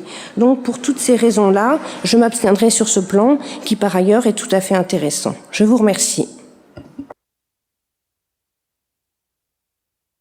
Merci, ma chère collègue. Y a-t-il d'autres demandes de prise de parole ? Je trouve des positions tout à fait fondées. Monsieur Flaubert. Juste oui. Deux petites observations. Je partage grandement l'intervention de Madame Kiss. Le nombre de policiers municipaux présents entre 22h et minuit, c'est plutôt d'ailleurs entre 20h et minuit, plus spécifiquement. Je ne l'ai pas en tête, mais on peut l'avoir. On regardera ce point-là. Si on peut l'avoir, on vous l'indiquera. Je pense qu'on peut l'avoir, mais ça sera pas très élevé, malheureusement. Voilà. Et sur votre position sur le bruit, je ne peux que vous rejoindre parce que spécifiquement dans le quartier, on va dire Saint-André-des-Arts, place Saint-Michel et on va dire les rues adjacentes, et Bussy, on a une exaspération. Alors on essaye avec monsieur le maire de faire des contrôles, de diminuer les terrasses illégales, mais c'est difficile parce qu'on a peu de pouvoir et peu de moyens. C'est toujours le même problème. Mais je partage tout à fait votre position sur tous ces points. Je tenais à le dire. Oui, et pour compléter, il y a quand même beaucoup moins de terrasses estivales que l'année dernière. On a été beaucoup plus dur. On a quasiment tout interdit sur la rue Dauphine, tout interdit sur la rue Mazarine. Je rappelle que la rue de Bussy, c'est une rue, malheureusement, c'est une rue spécifique depuis toujours, hein, comme la rue Claire, comme la rue Montorgueil, mais ça n'empêche pas que les restaurateurs et les limonadiers doivent respecter un certain nombre de choses et surtout tout faire pour que ne pas fixer des orchestres, parce que souvent ce qui se passe, c'est que vous avez des orchestres qui arrivent, qui font un bruit considérable, et notamment en période de forte chaleur, qui constituent véritablement une gêne considérable. Alors, je ne parle pas de ce soir, puisque ce soir, c'est quand même particulier, mais c'est vrai qu'il faut être très attentif à ça, très attentif, et moi je suis tout à fait favorable à ce que éventuellement le conseil de quartier Monet écrivent, les deux élus du conseil de quartier Monet écrivent sans attendre de prendre de vœux, écrivent à bruit parif et demandent par exemple une méduse sur telle ou telle rue. C'est pas, moi ça me dérange pas du tout, hein. Moi, je suis tout à fait d'accord. On verra si la méduse, après, oui, ou si elle est détruite dans l'heure qui suit par certains limonadiers peu sympathiques. Ça, c'est un... Alors, j'ajoute que je crois que ça avait été évoqué par certains, que chacun d'entre nous, les associations, les conseillers de quartier, les élus, peuvent aller sur le site de la mairie de Paris cartographier les terrasses. D'ailleurs, vous avez une association, Madame Canamella des SOS Bruit, va régulièrement sur le site de la mairie de Paris regarder un peu l'état des terrasses. Alors la difficulté, c'est que le site est pas forcément à jour, puisque l'exercice est très compliqué. Je vous rappelle que c'est la direction de l'urbanisme qui délivre l'autorisation finale. Après, effectivement, éventuellement intervention de la voirie, de la police municipale, avis du maire d'arrondissement, etc. Donc tout ça c'est une tambouille assez compliquée. Mais globalement, on a beaucoup moins de terrasses que l'année dernière, énormément moins de terrasses. Et également, il faut reconnaître qu'un certain nombre de restaurateurs, à partir du moment où ces terrasses étaient payantes, sont devenues payantes, et que par ailleurs, alors ce qui nous aide dans cette affaire, outre la pluie certains jours, c'est le manque de personnel. Vous avez beaucoup maintenant d'exploitants qui n'ont plus le personnel nécessaire et qui ne peuvent plus exploiter des terrasses qui leur demandent du personnel alors qu'ils ont des intérieurs dégarnis. En réalité, nos concitoyens commencent un peu à revenir à l'intérieur. Ils reviendront à l'intérieur cet hiver s'il n'y a pas de montée, s'il n'y a pas à nouveau de flambée de la Covid et si on fait pas peur aux gens comme on leur a fait peur pendant 2 ans. Et on devrait l'année prochaine peut-être avoir un peu moins de terrasses estivales, ce qui sera pas forcément plus mal. Voilà. Mais ça n'empêche pas effectivement d'avoir un certain nombre de réactions. Donc je vous propose de voter. Donc qui ne prend pas part au vote? Personne. Qui s'abstient?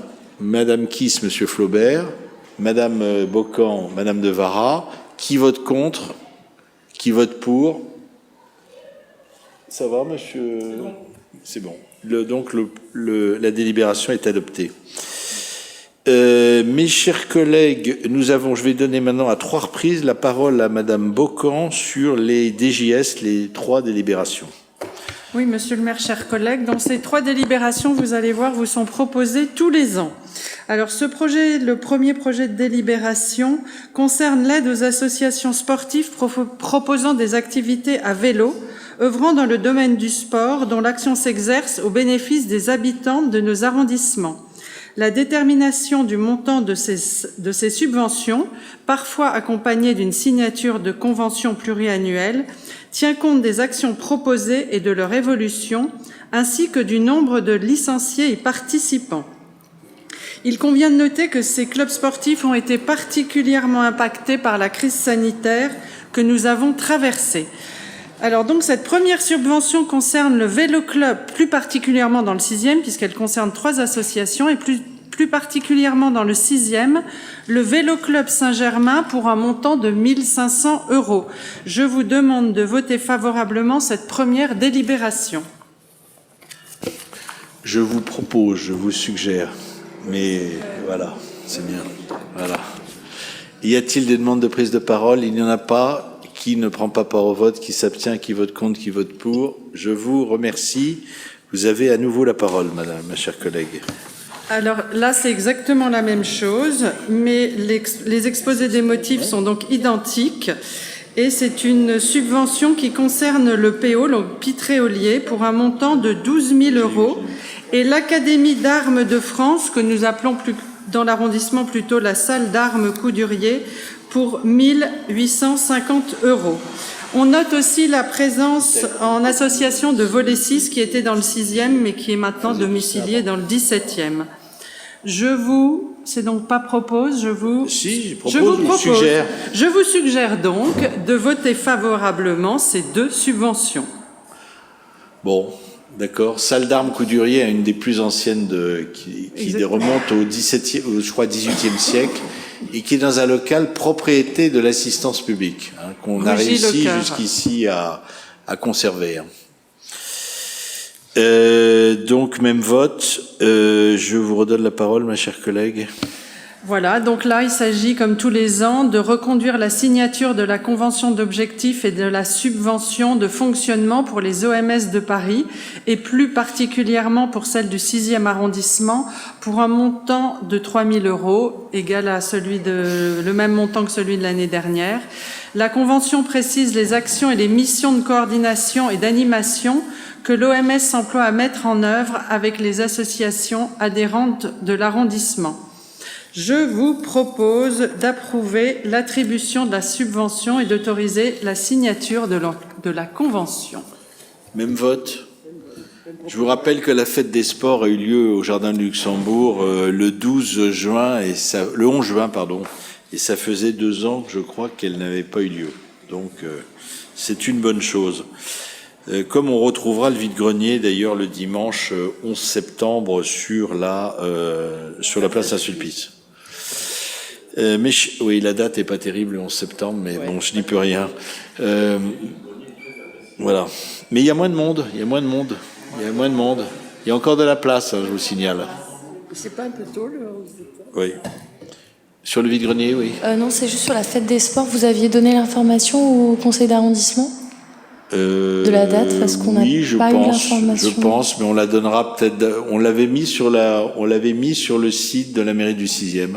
On l'a mis sur le site de la mairie du 6e. Si c'est possible de nous envoyer. Non, on vous le redonnera. Mais il faut dire qu'on était tous tous pas mal occupés. Moi-même aussi, j'étais pas mal occupé, mais ça faisait du bien d'aller voir du judo, du vrai judo, et de la danse. Mais mes chers collègues, donc je vous propose, donc on a un vote global d'approbation sur les points 25 à 31. Je vous propose maintenant de nous intéresser aux vœux.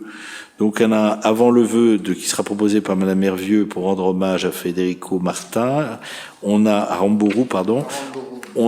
un vœu sur le conseil proposé par le conseil du quartier Saint-Placide. Je donne la parole à Madame Florence Devara. Merci, Monsieur le maire. Effectivement, alors il s'agit du vœu présenté par le conseil de quartier Saint-Placide relatif aux propositions d'aménagement et de circulation de la coronapiste de la rue de Vaugirard, présenté par la mairie de Paris. Alors, je réexplique rapidement la situation, étant donné que le vœu avait déjà été présenté, mais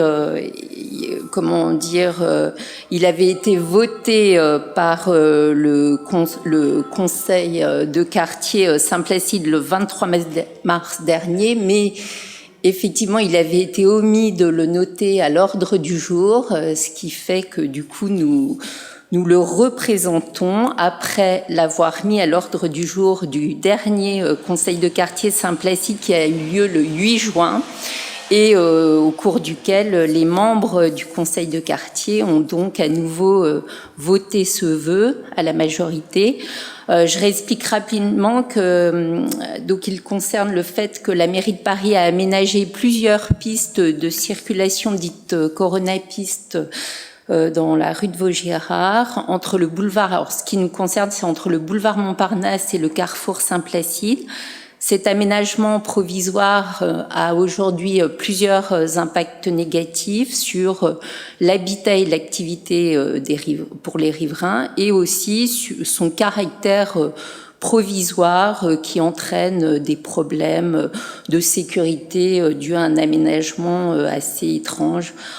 Le 9 mars dernier, je rappelle que la mairie de Paris, représentée par monsieur David Béliard, et lors d'une réunion à la mairie du 6e, était venue nous proposer les 3 options d'aménagement et de circulation de la rue de Vaugirard. La majorité des réactions exprimées par les riverains présents ayant pris la parole a été plutôt marquée par le scepticisme, la critique et le refus. Donc, suite à ces réactions, la mairie du 6e, au cours de la réunion, a proposé ainsi un projet alternatif de vélorue sur l'ensemble de cette partie de la rue de Vaugirard, comprise entre le boulevard de Montparnasse et donc le carrefour Saint-Placide. Cette vélorue serait préservée des automobilistes de transit qui devront en priorité emprunter le boulevard du Montparnasse, la rue de Rennes ou la rue de Sèvres, et elle conserverait le sens unique actuel de circulation automobile dans un environnement apaisé. Voilà, donc en fait le vœu, je vais vous le lire rapidement, c'est un article unique. Le Conseil de quartier Saint-Placide souhaite que souhaite que le calendrier d'étude des projets d'aménagement et de circulation de la rue de Vaugirard soit ajusté pour prendre en compte une réelle consultation et concertation avec l'ensemble des parties concernées, riverains, établissements d'enseignement, maisons de retraite, commerces et services, et qu'aucun des travaux appropriés ne soit engagé avant la conclusion de cette phase de concertation, et la nouvelle proposition déposée le 9 mars dernier, donc lors de la réunion à la mairie du 6e, soit intégrée dans le processus en complément et au titre des 3 propositions de la ville de Paris. Je vous invite donc c'est un peu pour la forme, à nouveau voter favorablement ce vœu émis par le Conseil de quartier Saint-Placide. Je vous remercie. Merci, ma chère collègue. Alors, je vous rappelle, je vous donne bien volontiers la parole, je vous rappelle qu'on peut pas modifier un vœu du Conseil de quartier. Hein. Donc, on peut voter pour, contre, s'abstenir ou ne pas prendre part au vote. Hein.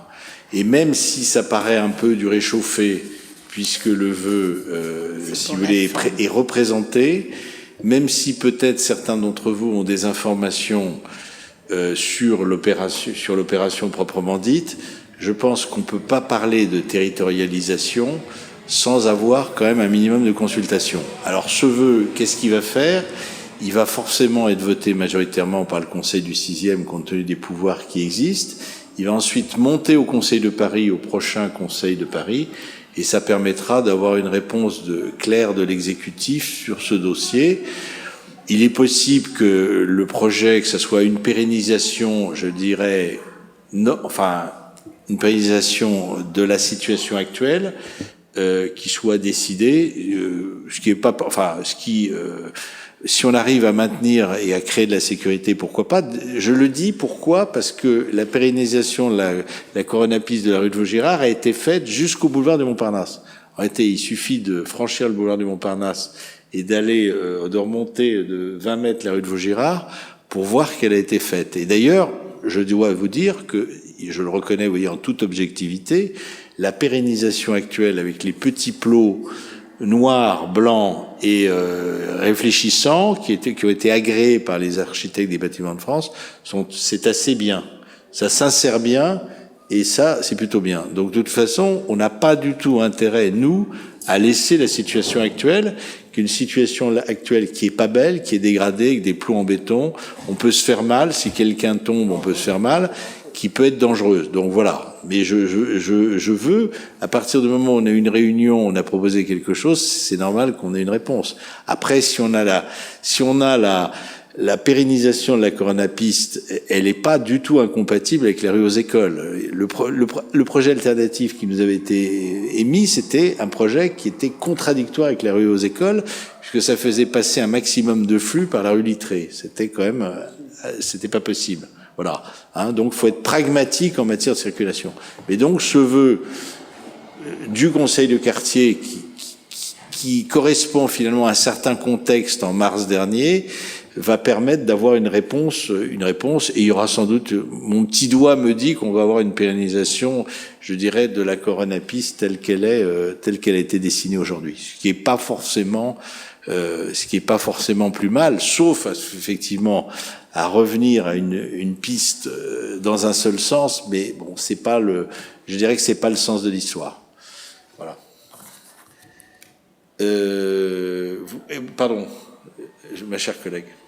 Monsieur le maire, chers collègues, je vais voter contre ce vœu et je vais expliquer pourquoi.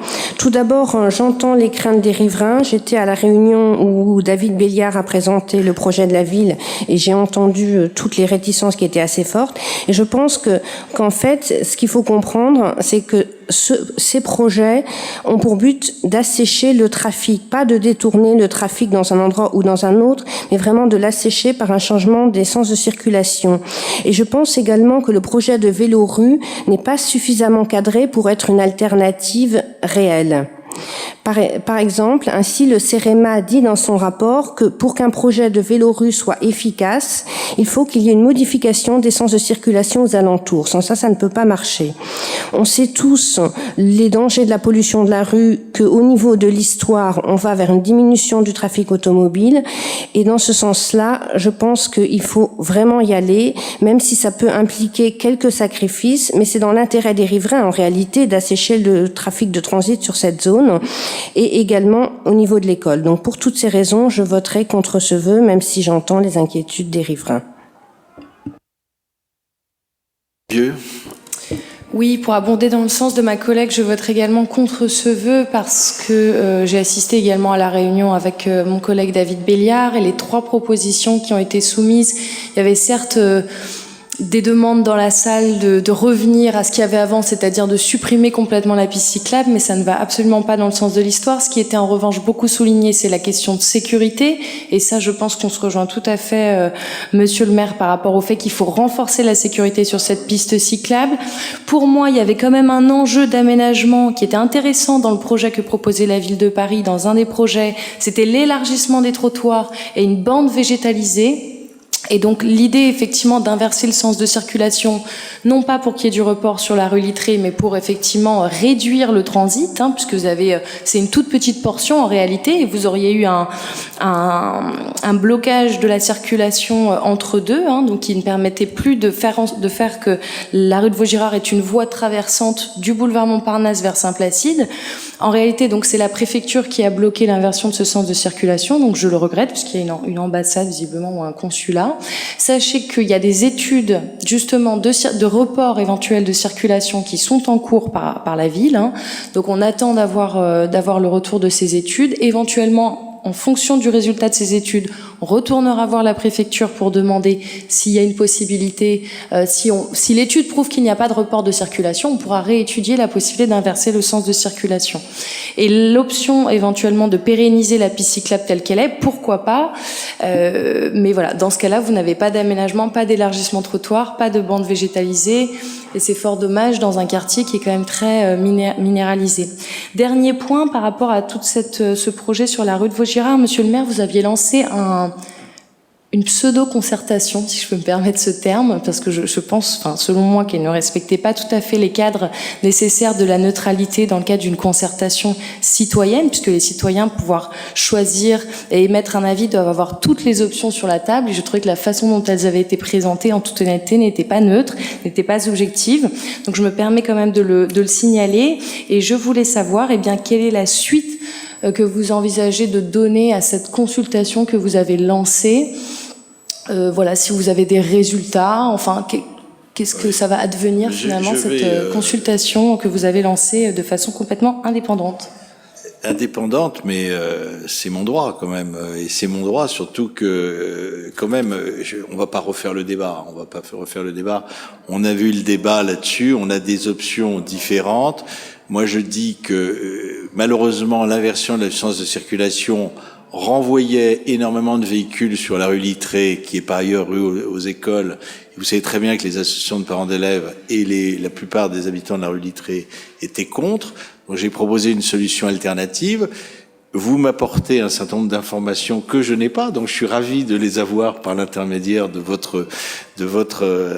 par votre bouche, si vous voulez, mais c'est pour ça, la raison pour laquelle je représente effectivement ce vœu que vous ne voterez pas, mais ça, c'est la loi de la démocratie, c'est justement pour avoir ces informations de la part de Monsieur Béliard, qui me doit des informations. Alors, à la suite de ce vote, je vais lui envoyer d'ailleurs le vœu, et à ce moment-là, je vous révélerai effectivement les éléments de la concertation, qui n'étaient pas du tout, après qu'elle ait déplu à certains, mais j'offrais bien les 3 options nécessaires, le maintien de la situation actuelle, les deux options, c'est-à-dire la vélorue que je qualifierais de Béliard, avec l'inversion du sens de circulation et un petit bout de jardin entre les deux, entre le secteur, entre Blaise des Goffes et effectivement Littré, avec d'ailleurs les conséquences aussi sur la rue du Cherche-Midi, parce qu'à ce moment-là, on était obligé de faire revenir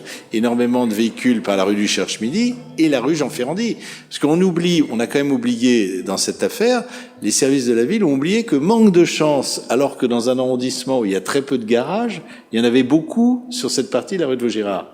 Donc, vous avez énormément de places de garage, dans des garages qui comportent plusieurs places de stationnement. Donc, même si le trafic de transit peut être diminué, les gens qui ont un véhicule, il se trouve qu'ils sont bien obligés de revenir le garer. Donc, ça aurait fait un fort trafic. Premièrement, par la rue Littré, qui est une rue aux écoles et qui n'en a pas besoin, et deuxièmement, par la rue Jean-Ferrandi.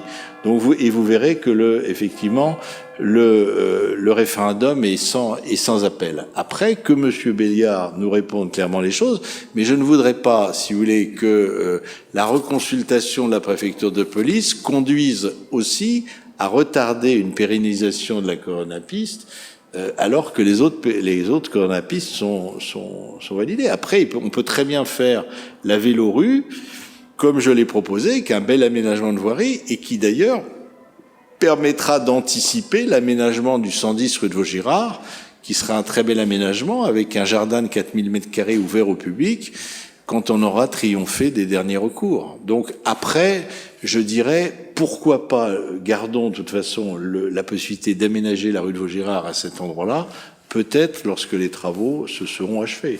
Donc ce n'est peut-être que partie remise. Vous voyez, finalement, on débat d'une chose, on se divise peut-être aujourd'hui pour mieux se rassembler demain. C'est quasiment de la philosophie, ça. Je me demande si je vais pas envoyer ça au futur gouvernement, d'ailleurs. Donc je vous propose de voter. Qui ne prend pas part au vote? Alors, qui ne prend pas part au vote? Qui s'abstient? Qui vote contre? Donc avec vos pouvoirs, donc 3 contre. Qui vote pour? Je vous remercie. Le vœu est adopté. Nous passons maintenant au vœu que vous avez proposé, ma chère collègue. Je vous donne tout de suite la parole. Merci beaucoup, Monsieur le maire. Chers collègues, le 19 mars 2022, Federico Martin à Rambourou, jeune homme argentin, a été brutalement assassiné aux abords du 164 boulevard Saint-Germain dans le 6e arrondissement. Il a été victime d'un déchaînement de violence qui a été suivi d'un assassinat par balle en plein cœur de notre capitale. La ville de Paris, vous le savez, est profondément attachée aux valeurs républicaines de liberté, d'humanisme et lutte contre toute forme d'incitation à la haine. Considérant l'importance du devoir de mémoire pour des crimes qui ont été commis dans notre ville, potentiellement pour des motifs xénophobes, nous avons émis le vœu, et je veux remercier Monsieur Passlac ici présent, avec qui nous avons travaillé justement sur le contenu et qui a été tout à fait à l'écoute sur ce sujet important. Nous avons émis le vœu que la ville de Paris appose une plaque commémorative en hommage à Federico Arambourou à proximité du lieu de son décès, dans le cas où le procès est en cours actuellement, dans le cas où le procès atteste du caractère de motifs racistes ou xénophobes qui auraient donné lieu à son assassinat, dans le cas où cela est confirmé par la décision de justice, qu'il puisse y avoir une plaque commémorative en son honneur. Et nous avons proposé également l'idée qu'il puisse y avoir un portrait de Monsieur Arambourou par l'artiste C215 sur une des bornes électriques à proximité de son décès. Merci beaucoup. La deuxième chose que vous demandez pourra être réalisée sans d'ailleurs préjuger de la décision de justice. Ça, on peut le faire. C'est le conseil de quartier Monet, je pense, qui est concerné, puisqu'il a été tué boulevard Saint-Germain à hauteur du Vagenande, à côté du Vagenande. À côté du Vagenande ou même un peu plus loin? Non, c'est de l'autre côté de la rue. Oui. C'est Monet, alors. Je pense que c'est Monet. Oui, on va regarder ça, mais c'est peut-être Monet, et Monet a un peu d'argent à dépenser. Voilà, on l'a vu tout à l'heure. Je suis pas certaine que l'artiste demandera de l'argent, d'ailleurs. Oui, mais on le connaît. C'est lui qui a proposé. On peut au moins lui payer sa matière, on peut au moins lui payer quand même un minimum de choses, quand même. Le dédommager. Hein? Donc je vous propose de voter, mes chers collègues, s'il n'y a pas d'autres demandes de prise de parole. Qui ne prend pas part au vote, qui s'abstient, qui vote contre, qui vote pour. et on regarde rapidement, peut-être Charles Flaubert avec Madame Hervieux regarde cette affaire pour le conseil de quartier Monet. Hein. Mes chers collègues, nous avons la question orale qu'avait posée Madame Kiss. Je vous redonne la parole, Madame Kiss, peut-être. Et puis Charles Flaubert vous répondra. Merci. Oui, bon, c'est très bref en fait. Ma question, c'est juste de savoir combien de temps ça va rester, parce que c'est quand même assez imposant et c'est une très jolie petite place et ça gâche un peu la perspective. Et a priori, c'est uniquement temporaire, mais ça dure quand même depuis plusieurs mois. Donc voilà. Oui, alors, si vous voulez, Charles Flaubert va, après on verra ça avec moi. Bon, on vous a fait une réponse très formelle. On va pas vous en donner lecture parce qu'on est tous un peu, on l'aura. Bon, en réalité, vous n'avez pas tort, mais là, on dépend totalement de la DPMP qui a mis les mêmes totems un peu partout dans Paris. Donc, au départ, ils ont mis un totem de cette nature sur la place Bréa-Vavin. C'est vrai qu'il est disproportionné par rapport à la place. Il y a un second point maintenant de réunion de la DPMP qu'on a souhaité mettre à proximité de la rue de Bussy, justement, de la rue de Bussy, où il n'y a pas de totem actuellement. Mais si vous voulez, cette présence, le totem de la place Terzieff rappelle donc les rendez-vous de la police municipale. Cette présence d'un totem est donc nécessaire dans un premier temps pour consolider la police municipale de proximité. Vas-y, je te laisse continuer. Non, on fait ça à devoir. Je dirais que, Madame Kiss, votre question, elle est tout à fait pertinente. En fait, c'est plus un problème de forme, où ce totem est peut-être un petit peu effectivement trop massif, mais on n'en a pas d'autres, si je puis dire. Et en fait, c'est assez amusant parce que votre question, je veux dire, vient un peu en miroir de votre intervention que j'ai approuvée tout à l'heure, qui est relative au bruit et aux gênes des habitants. On a dans ce secteur spécifiquement, moi j'appelle ça la place Vavin, mais c'est pas le nom officiel, c'est la place Terzieff. Voilà, on avait et on a encore, ou on avait en tous les cas une problématique de jeunes collégiens ou lycéens qui venaient de collège ou de lycée de l'arrondissement ou d'arrondissement voisin et qui étaient bruyants, qui pouvaient éventuellement se battre, consommer de l'alcool et qui ont dérangé de façon significative les habitants de cette place. Donc, on a jugé, et je pense de façon assez judicieuse, que ce totem et cette information de la ville permettaient vraiment d'accroître l'aspect préventif. Vous voyez que je suis pas contre la prévention, parce que je vous dis que c'est préventif, et en réalité préventif dans ce secteur, et d'échange entre la police municipale, l'APM, et les habitants, et éventuellement les contrevenants qui voient que sur ce secteur, c'est un secteur attentionné. Donc, à mon sens, ce totem, il va rester autant de temps que ça sera nécessaire. On pourrait éventuellement demander à la direction de la police municipale de le changer pour en mettre un peu plus petit, mais à ma connaissance, il n'y en a pas d'autres en disponible, si je ne m'abuse, il n'y a qu'un seul totem. Il est vrai qu'il est un peu plus adapté à des très grands endroits, mais je pense quand même qu'il a été positif et qu'il marque en tous les cas la volonté politique de la municipalité du 6e de lutter contre les incivilités et les nuisances des habitants de ce secteur-là. Donc on y est attaché. Merci. Mais on garde quand même présent à l'esprit votre remarque et on va voir si on a d'autres problèmes à régler avec la police municipale. Hein. Je vous dis pas le temps qu'on y passe, c'est quand même compliqué. Hein. C'est quand même compliqué. Ce sont des gens gentils, mais bon, certains heureusement qui sont pas armés, je le confirme. Et donc il faut vraiment qu'il y ait des progrès qui soient faits en la matière. Si on peut avoir 2 totems plus petits, moi ça m'irait très bien. On en mettrait un plus petit à Bréa-Vavin et un plus petit et un à Bussy. Voilà. Après on va voir. Si on peut en avoir un plus petit pour Bréa-Vavin et faire passer le gros à Bussy, ça serait pas mal. Voilà.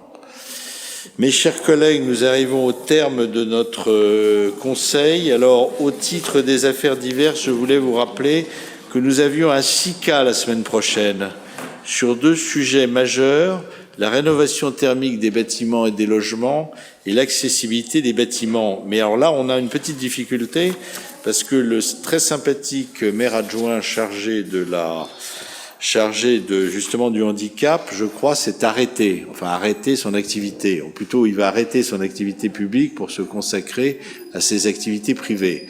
Alors Iris Berthomier, qui suit ses affaires, en liaison, on va essayer avec Guillaume et Monsieur Riwal, qui a aussi mis un mail aujourd'hui, de faire venir quelqu'un, ou son directeur de cabinet, ou le directeur, on verra. Bon, si on n'y arrive pas, on fera, Iris Berthomier, en liaison avec Guillaume, fera un point de ce que l'on a déjà entrepris au niveau du 6e en matière d'accessibilité, de consultation, de réunion de groupe sur le handicap, etc., etc. Puis on fera un petit débat entre nous, hein, et puis on enverra ça à l'hôtel de ville. Mais c'est vrai que Monsieur le maire, rappelez-moi son nom. Jacques Galvani. Oui, Jacques Galvani ne répondait plus depuis un certain temps. Voilà, on l'a relancé plusieurs fois. Voilà, on l'a relancé plusieurs fois, mais on n'a pas de retour sur sa présence. On n'a pas de retour. Et c'est pour ça qu'on l'a prévu longtemps à l'avance. On va voir. Bon, moi, je veux pas déplacer le SICA, puisque c'est un SICA trimestriel, hein, donc on traitera de ces questions et puis on écoutera les associations spécialisées. En revanche, on a beaucoup de présence pour la rénovation thermique des bâtiments, puisqu'on aura de mémoire l'Agence parisienne du climat qui sera là, et également IDF Énergie, qui est la structure de la région. Voilà. Et on parlera des dernières copropriétés au fioul, puisqu'ils chauffent au fioul. On a encore des copropriétés qui se chauffent au fioul dans le 6e arrondissement. On vous donnera peut-être les noms, si vous êtes sage. On marche comme ça. Bonne soirée à tous et à toutes.